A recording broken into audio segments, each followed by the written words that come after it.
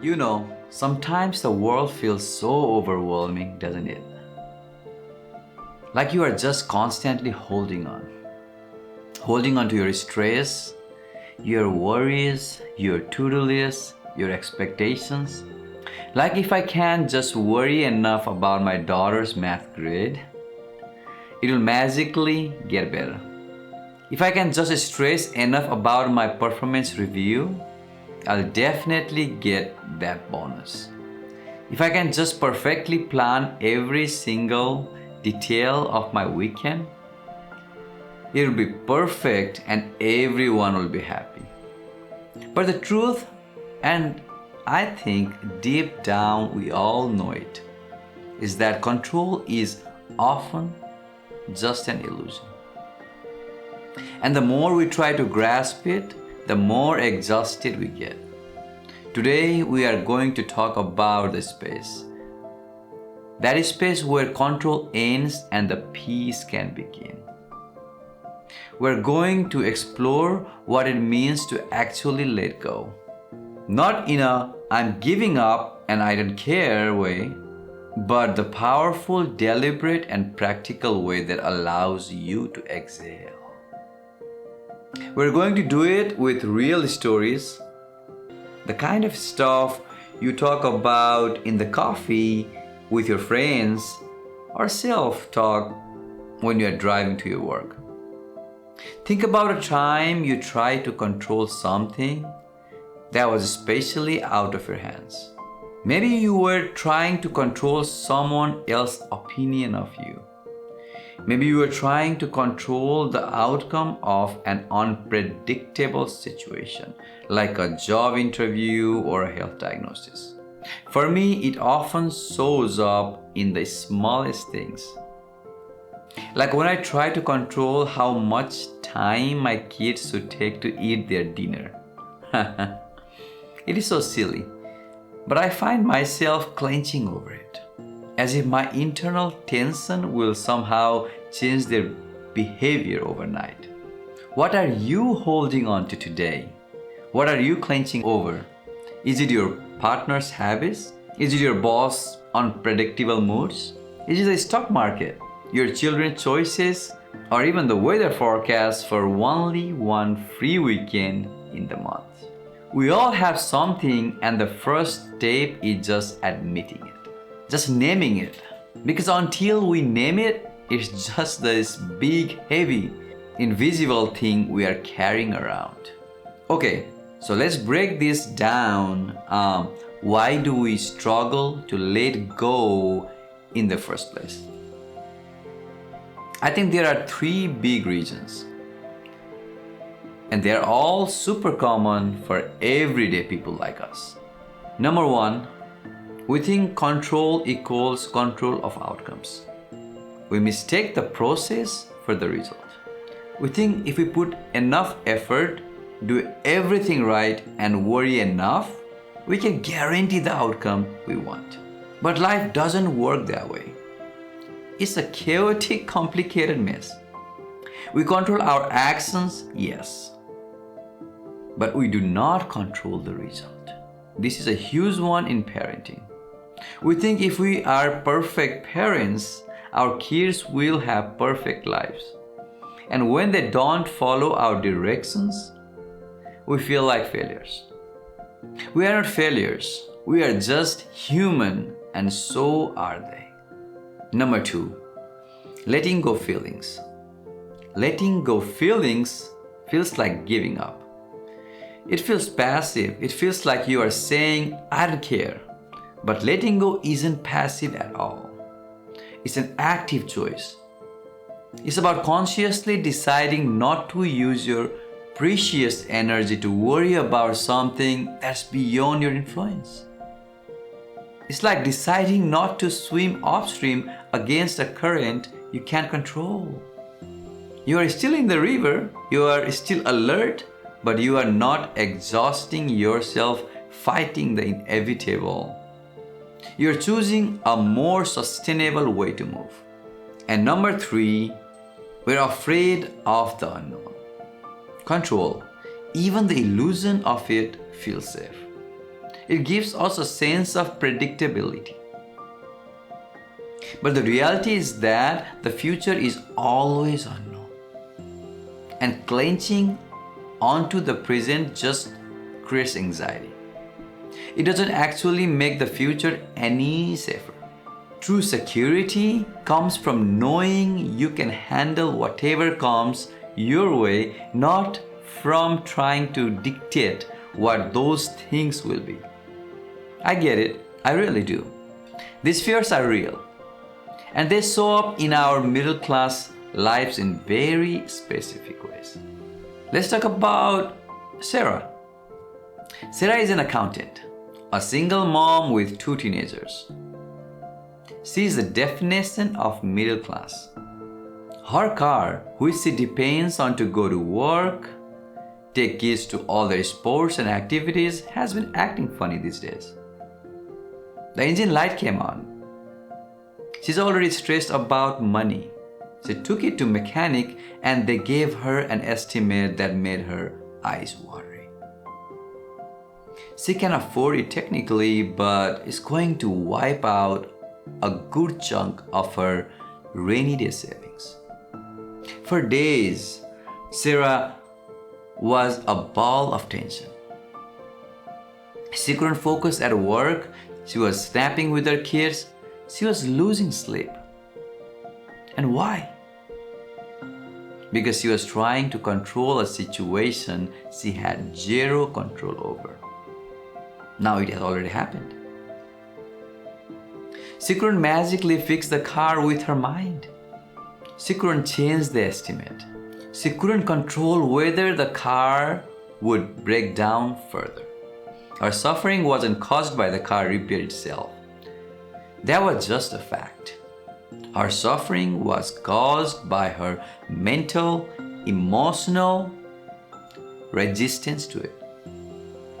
She was clenching her jaw, holding her breath, and trying to force reality to be different than it was. Now imagine if Sara decided to practice letting go. This is what it could look like. Step 1. Notice and acknowledge. Sara notices the tension in her shoulders. She realizes she's stressed. She says to herself, okay, I'm really stressed about this car repair. Step 2. Let's look at what can she control. Can she control that her car needs a repair? No. Can she control the cost? Only a little, by getting a second opinion, which she already did. Can she control where she gets the money? To some extent, maybe she can move money around from her budget. Can she control her reactions to this situation? Yes, completely. Act on what you can control. Sara books the repair. She sits down with her budget and looks at her options. She makes a plan. Step 4. Release the rest. This is the hardest part. This is where Sara actively decides, I have done what I can. Now I am choosing to release the worry about the outcome. I will not let these consume my thoughts. I will not let these rob me of the joy of the time I have with my kids today. She might say a little prayer, or do some deep breathing, or just literally imagine herself unclenching her hands and letting the worry float away. Does this mean the car repair magically becomes cheap and easy? No. Does it mean she doesn't have a worry in the world? Of course not. But it means that the suffering around it, the constant anxiety, the tension, the distraction is greatly reduced. She is not trying to control the outcome anymore. She is only controlling her process and her reaction. And that is where her power and her peace lies. This is what we mean by finding true peace. It's not about being a Zen master on a mountaintop. It's about being an accountant and a single mom in a traffic jam and choosing peace in the moment. It's about being a mechanic or a nurse or a teacher or a retail worker and choosing not to carry the burden of things you can't change. Let's take an example of Mark. He's been waiting for months to hear back on a promotion. He's a middle manager, and his new job would mean a significant bump in pay and more responsibility. The kind of thing his family could really use in this particular situation of inflation. He's a good worker. He has done everything right. The interview went well, but now nothing. The silence from HR is not helping him. He checks his email every 10 minutes. He analyzes every single interactions he has had with his boss in the last 3 months, looking for a sign. At home, Mark is victim of his own mind's attempt to control the outcome. He's trying to manufacture a yes through the sheer force of his worry. He thinks that if he doesn't worry, it means he doesn't want it enough. But that's not true, is it? Wanting something and worrying about something are two different things. What if Mark practiced letting go? He acknowledges the anxiety. I'm anxious about the job. He thinks about the situation. Can I control when they make the decision? No. Can I control if they give it to me? Only through my past performance? Can I control my current work? Yes. Can I control my presence with my family? Yes. He acts on what he can control. He does his current job with excellence. He decides to follow up once professionally with HR. And then he releases the rest. He takes a deep breath and says, I have done everything I can. Now I have to let it be. My life is still happening right now, whether I get this job or not. I'm going to focus on being present for my family tonight. Letting go is not about creating a perfect outcome. Sarah's car is still broken, and Mark still doesn't have the promotion. But the quality of their current life, the only life they ever have, which is this moment, is completely different. They have exchanged anxiety for acceptance. They have exchanged suffering for peace. So how do we actually do this? Because it's one thing to talk about, but it's another to do it when you are in the middle of it. Here are a few practical, real-life tools you can put in your toolbox. Tool 1. The what's in my hula hoop exercise. Imagine you are standing inside a hula hoop. Everything inside the hula hoop is yours. Your thoughts, your words, your actions, your feelings, your effort, everything outside the hula hoop, other people's opinions, the economy, the weather, the adult son's poor financial choices, that annoying neighbor's leaf blower, all of that is outside your hula hoop. The only job is to manage your own hula hoop. The moment you start trying to reach out and rearrange someone else's hula hoop, you lose balance in your own. It's a simple visual reminder of your scope of influence. Worry about your problem. Tool 2, the letting go ritual. Give your letting go a physical expression. When you're overwhelmed with worry, physically do something to symbolize the release. It could be unclenching the fist. It could be writing down your worries on a piece of paper and burn it down or rip it out.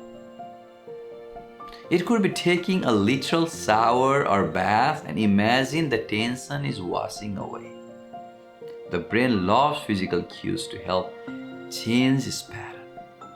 Tool 3. Just breathe. It sounds cliché, but a few slow, deliberate breaths can shift your entire nervous system. The great one is to inhale for 4 seconds, hold, and exhale for 6 or 8 seconds. This signals to your body that you are safe, and it helps you shift the state of fight and flight to controlled environment, rest and digest. A more peaceful and rational state of being. Tool 4, focus on the present. The biggest source of worry is either the past, I should have done, or the future, what if? The only place peace can exist is right now. When you feel yourself getting pulled into worry, use your sense to bring you back to the present. What can you see? What can you feel? What can you hear? This is what grounding is. Right now, I'm safe. Right now, I'm here. Right now, I can smell coffee or yummy food. I can feel the chair against my back. I'm okay. And the tool 5. See from I can do to I don't have to. Listen to your language. Do you say, I can let go of this worry? Try change it to, I don't have to carry this worry right now. I can put it down. It's a choice. You are not a helpless victim of your emotions. You have a choice.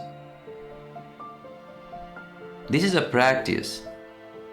It's not something you are going to master overnight. I have been working on this for years, and I still get caught up trying to control